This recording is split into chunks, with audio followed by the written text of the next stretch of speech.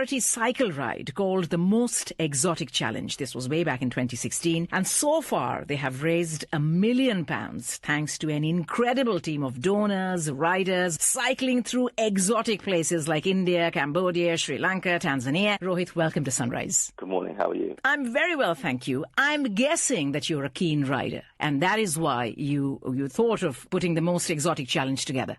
Actually, it's the opposite. I'm not very good with exercise. And I thought that I need to get fit. And I thought, why not get fit and at the same time do something good as well? Let's talk about the Palaces on Wheels bike ride that concluded recently. Together with your co-founder, Bobby Ahluwalia, with the support of the British Asian Trust, you decided to bring the ride home to the UK and rename it Palaces on Wheels. So how did that go? What was the experience like? It was absolutely fantastic. Obviously, we've done the Most Exotic Challenges, which is abroad. The whole point of the Most Exotic Challenge was to take people out of their comfort zone, take people to typically hotter climates, dustier, worse roads, typically in third world countries where there's a lot of poverty, so that people could really see why they were doing the ride and what they were doing before we typically visit projects.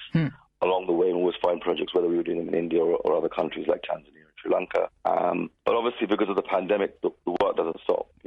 If anything, it's been compounded by COVID and everything, and I was very keen to do something. And we were meant to go back to India for our 5th ride last year, and once we couldn't do that, we've been trying to do another ride in the UK, but even with the lockdown 1 and then lockdown 2 and lockdown 3, it kept on getting delayed. But luckily, we managed to finally get a ride done, and I thought, well, if we were doing it in the UK, we can't really call it exotic. So we decided to rebrand it and bring it home, as they say, and call it Palaces on Wheels, because my idea was I need to do something that grabs the attention of the cyclists and hopefully the sponsors and the riders, because there's lots of things happening. It's all about making it unique. And for me, the unique thing was I wanted it to be, as we work with His Royal Highness Prince Charles, and he's a patron of the British Asian Trust, he very kindly agreed to help us have access, not just cycle past the palaces, access inside the palaces. I mean, we are the first cyclists ever to go inside some of these palaces, and that was the hook. And then to have him actually personally attend the launch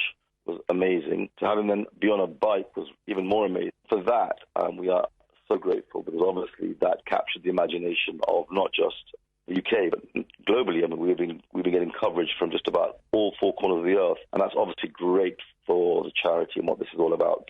Rohit, tell us very briefly about the charity. This time round, as you said, you had the incredible support of the British Asian Trust. Right. So, actually, the British Asian Trust have been my partner. The ride has always been with them since I started about 2016.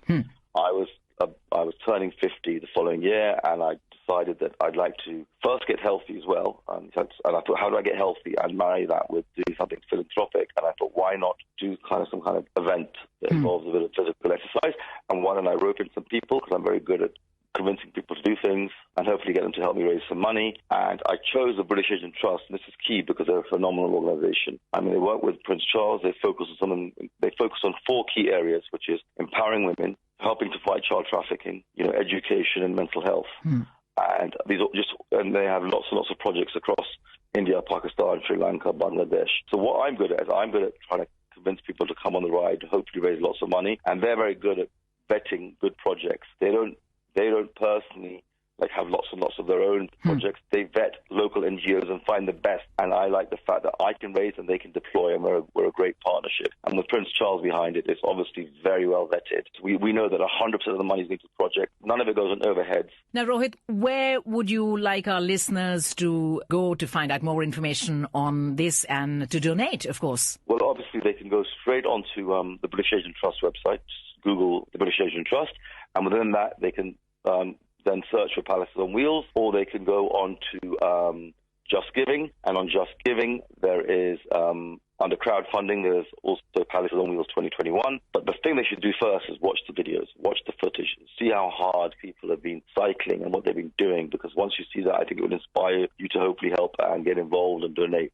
And if you go to Instagram, it's Palaces on Wheels 2021. Palaces with an S, Palaces on Wheels 2021. And you'll get to see some incredible footage. And even on that, there is a link to the funding page. Rohit Chadha, who's just been on an incredible charity bike ride, thank you so much for your time. My pleasure. Take care. Sunrise Radio. Gold rate with